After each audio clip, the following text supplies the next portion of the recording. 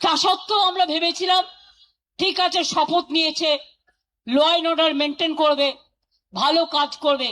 তা না, সারাক্ষণ ব্রেনে ক্যাকড়া বিছে কামড়াচ্ছে, সারাক্ষণ ব্রেনে ক্যাকড়া বিছে কামড়াচ্ছে, আর কটকট করছে, আর থটপট করছে, কখন আমাদের গালাগালি দেবে আর কখন তৃণমূলের পরিবারের কোল খালি করবেন। আমি বলি এসব করবেন না। মুখ খুললে আপনি 10 বছরে তৃণমূলে থেকে কি করেছেন মুখোশ খুলে দেবো।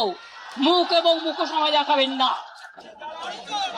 তুমি যদি বড় সাধু হও তো 16 সাল পর্যন্ত তো ছিলে, তোমাকে তো আমরা তাড়াতে বাধ্য হলাম, কারণ তুমি রাতের অন্ধকারে মাথায় চাদর ঢাকা দিয়ে বিজেপির সাথে যোগাযোগ করতে যেতে। তাড়াতে বাধ্য হয়েছিলেন? এটা কি রিপোর্ট? দর্শক, এই যে রিপোর্ট, এটা 2020 ডিসেম্বর। শুভেন্দুর সঙ্গে বৈঠক অভিষেক প্রশান্ত কিশোরের, ভাঙন থামাতে তৎপর তৃণমূল। উত্তর কলকাতার একটি বাড়িতে 2 ঘন্টারও বেশি সময় ধরে চলে আলোচনা। শুভেন্দুকে আটকাতে বৈঠক হয়েছিল। অভিষেক, পিকে, সৌগত আর সুদীপ বন্দ্যোপাধ্যায় মনে হয় ছিলেন। বৈঠক হয়েছিল, শুভেন্দু চলে যাবেন বিজেপিতে, এই খবর চলে এসেছিল, তো উনাকে ধরে রাখতে বৈঠক হয়েছিল উত্তর কলকাতাতে 1 ডিসেম্বর 2020। আর আজকে শহীদ স্মরণ মঞ্চে দাঁড়িয়ে বলছেন তোমাকে তাড়াতে বাধ্য হয়েছিলাম। তাড়াতে বাধ্য হয়েছিলেন না, ধরে রাখার জন্য অনেক চেষ্টা করেছিলেন। উনি থাকেননি, উনি চলে গেছিলেন। আমি দর্শক আরও রিপোর্ট দেখাতে পারি, এটা একটা মিডিয়া।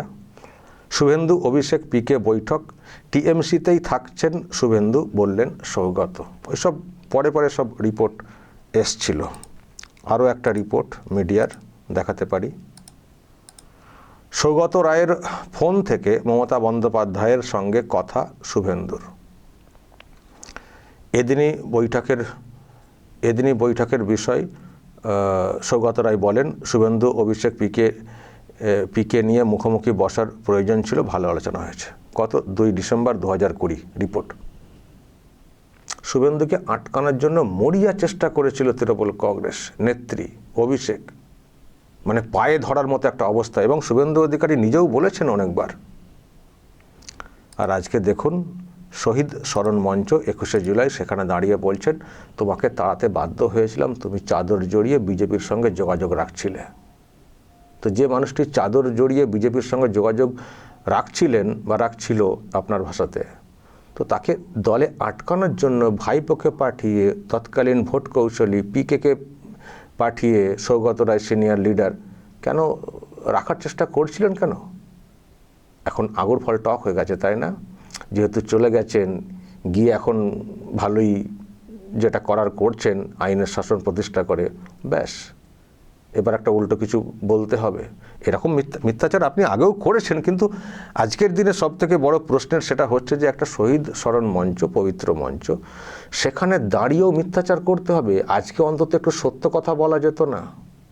মানে আপনার মধ্যে কি কোনো পরিবর্তন আসবে না কখনো? রাজ্যে পরিবর্তন হয়ে গেল, অনেক মানুষ আপনার ব্যাপারে মানে সমালোচনা করছেন, আপনার মধ্যে পরিবর্তন আনা জরুরি বলছেন, নিজেকে ঠিক রাখতে হবে, ভালো করে কথা বলতে হবে, মানে আপনি চেঞ্জ হবেন না, এখনও সত্য কথা বলতে শিখবেন না। ওটাই চলবে, কালীঘাটের ময়না সত্য কথা কয় না, ওটাই চলবে। খুব দুর্ভাগ্যের এই বিষয়ে অনেকবারই মানে বিষয়টা এসছে সামনে, কিন্তু পরিবর্তন হয়ে গেল। অ্যাটলিস্ট এবার তো সত্য কথা বলুন। নাম হয়তো উল্লেখ করেননি, আমরা তো বুঝতে পারছি কার কথা বলতে চাইছেন। আচ্ছা, কি আছে আপনার কাছে? কি বলে ফেললে নাকি আবার 2016 সাল বলেছেন, হিসেবটাও মাঝে মধ্যে মনে হচ্ছে গুলিয়ে ফেলছেন। যাই হোক, বলছি যে কি আছে আপনার কাছে, কি আছে একটু বলুন তো। মুখ খুললে নাকি বিরাট কিছু হয়ে যাবে, খুলুন। এরকম ধমকি তো বহুবার দিয়েছেন, ক্ষমতায় থাকাকালীনও দিয়েছেন। মুখ বা তথ্য কি ফাইল খোলা কিছুই দেখতে পাইনি। অনেকবার বলেছেন ওই জেলা দায়িত্বে ছিলেন, সেই জেলা দায়িত্বে ছিলেন, জানি অমুক তমুক, তো জানি তো তখনও বার করতে পারেননি। আবার এখন বলছেন মুখ খুললে করে দেবো। মুখ আপনি যেভাবে খুলছেন এটা তো প্রশ্নের একটা মানে প্রশ্ন তৈরি করে, কিন্তু আর কি আছে? এবার তো ডকুমেন্ট দিয়ে আপনার দেখানোর পালা, ওটা তো নতুন কথা না। মুখ খুললে আরেকবার বলেছেন, খুলে দেখান তো কি আছে, খুলুন, তারপর কার কি খুলছে দেখব। আপনার কাছে যদি সত্যিই থাকতো না শুভেন্দু অধিকারীর ব্যাপারে কিছু, আমি নিশ্চিত আপনি চুপ থাকতেন না। আপনারা তো মিথ্যা কেস দিয়ে শেষ করার চেষ্টা করেছিলেন, মিথ্যা কেস দিয়ে। শুভেন্দু অধিকারীকে হাইকোর্টে এতবার যেতে হতো, হাইকোর্টে যেন কোথাও বিরক্ত হয়ে যেত। শেষ পর্যন্ত হাইকোর্ট রক্ষা কবচ দিয়েছিল যে যখন খুশি কেস করে ওই এফআইআর এসব করা যাবে না, আগে আদালতে এসে বলবে। আপনার কাছে থাকলে আপনি চুপ করে বসে থাকতেন? চুপ করে বসে থাকতেন? আপনার ভাইপো আপনাকে চুপ করে বসে থাকতে দিতেন? এখন মুখ খুললে এই সেই হয়ে যায়, ভয় দেখাচ্ছেন। আসলে বুঝতে পারছি আপনার জ্বালাটা কতটা, আপনার প্রচণ্ড জ্বালা, খুব কষ্টে আছেন। শুভেন্দু অধিকারীর সরকার যা চলছে আইনের প্রতিষ্ঠা কায়েম করে, সবথেকে বড় যন্ত্রণা আপনাকে বা ভাবাচ্ছে যে জিনিসটা, সেটা হচ্ছে আমার ভাইপো আর কতদিন থাকবেন এখানে, কবে জেলে যাবেন, এটা হচ্ছে বড় প্রশ্ন। যাতে আপনি অতিষ্ঠ হয়ে উঠছেন, অস্থির হয়ে উঠছেন, সেটা আমরা বুঝছি। আর শুভেন্দুকে নানানভাবে মানে এ করা তো যাচ্ছে না, আগেও পারেননি। আর এখন যে সরকারটা চলছে সেই সরকার নিয়ে প্রশ্ন অনেক তোলার চেষ্টা করছেন, লাভ কিছু হচ্ছে না, বরং তিনি নতুন আইন এনে এ করে ভীষণ কাজ করছেন এবং জনপ্রিয় হয়ে উঠছেন দিন দিন। দলের কাছেও জনপ্রিয় হয়ে উঠছেন, সেন্টারের থেকে যারা আসছেন, শাহ থেকে শুরু করে যারা আসছেন, সবাই প্রশংসা করছেন কাজের গতি দেখে। ফলে এইসব আপনার অনেক চিন্তা বাড়িয়েছে। এবার যেসব অ্যাকশান হচ্ছে আপনার মনে হচ্ছে কাঁকড়া বীজের মতো কট কট কট কট করছে। আপনার মাথায় যে কি করছে কে জানে। আপনার কানে তো বাজছে কতবার হেরেছেন শুভেন্দুর কাছে, নন্দীগ্রামে হেরেছেন, আবার নিজের ঘরে হেরেছেন। আপনার কষ্ট অনেক, বুঝছি, অনেক কষ্ট, খুব যন্ত্রণায় আছেন, চিন্তায় আছেন। তারপরে আবার বলেছেন শুভেন্দু অধিকারী আমফান দুর্নীতি, ভ্যাকসিন দুর্নীতি এসব বের করব। অলরেডি 21শে জুলাইয়ের ওই যে জাস্টিসকে দিয়ে যে কমিশন গঠন করা হয়েছিল সেখানে কি করেছেন সেটাও ফাঁস করেছেন। শহীদ পরিবারের সঙ্গে কীরকম খেলছেন আপনি সেটাও সামনে এনে দিয়েছেন। ফলে এইসব ভোগাচ্ছে আপনাকে, সেজন্যই সারাক্ষণ শুভেন্দু করছেন। করতে হবে, এখনও করতে হবে। শুভেন্দু অধিকারী যেভাবে মানে লড়ছেন, সরকার চালাচ্ছেন, এবং উনিও ঠিক করে নিয়েছেন আপনাদের সমস্ত কিছুকে খোলাসা করবেন, সব দুর্নীতির পর্দা ফাঁস করা হবে। সেটা করলে কি হতে পারে সে আশঙ্কা করছেন, তাই কিছু বলতে পারছেন না, উল্টোপাল্টা ব্যাখ্যা দিয়ে ওনাকে ছোট করার চেষ্টা করছেন।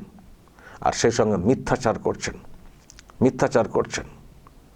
আরে বলে দিন আপনার কাছে কী আছে বলে দিন তো, দেখি যা আছে বলে দিন, আমরাও দেখতে চাই কী আছে শুভেন্দু অধিকারীর ব্যাপারে, দেখতে চাই। তবে যাই করুন, শুভেন্দু অধিকারী যেন কোথাও মনে হচ্ছে উনিও চ্যালেঞ্জ নিয়ে ফেলেছেন, যা করেছেন শেষ থেকে ছাড়বো। আর ইডি সিবিআইও লাগবে না, ইডি সিবিআই যা পারছে করুক, যতটা পারছে করুক। কিন্তু শুভেন্দু অধিকারী পুলিশই যে আপনাদের সমস্ত অপকর্মের দুর্নীতির ব্যবস্থা নিতে পারবে সেটা নিশ্চয়ই বুঝতে পারবেন, এবং আমরা কোথায় বিশ্বাস করি ইডি সিবিআই লাগবে না। আর মানে কেস যেভাবে হচ্ছে, পুলিশ কেস, দেখবেন দর্শক, পুলিশ যদি একবার ধরে তারপর কি হয় হালটা। আমি তো বলছি শুভেন্দু অধিকারীর পুলিশই দেখবেন এদের ব্যবস্থা নিয়ে নেবে, ইডি সিবিআই লাগবে না। জাস্ট ওয়েট করুন, উনিও বুঝছেন, সেই জন্যই হয়তো এতটা ছটফট করছেন, উনি নিজে এতটা ছটফট করছেন। ওকে, আর লোক পেয়েছেন সামনে, ভাবছেন মানে কালকেই ক্ষমতায় চলে আসবো। সামনে কিছু লোক পেয়েছেন আজকে প্রোগ্রামে, সেখানে দাঁড়িয়ে খুব লেকচার, খুব ভাষণ উনি দিয়েছেন। ওকে, চেষ্টা করে যান, কিন্তু আমাদের বাংলা তো ইতিহাস আছে, যারা যান তারা সহজে ফেরেন না।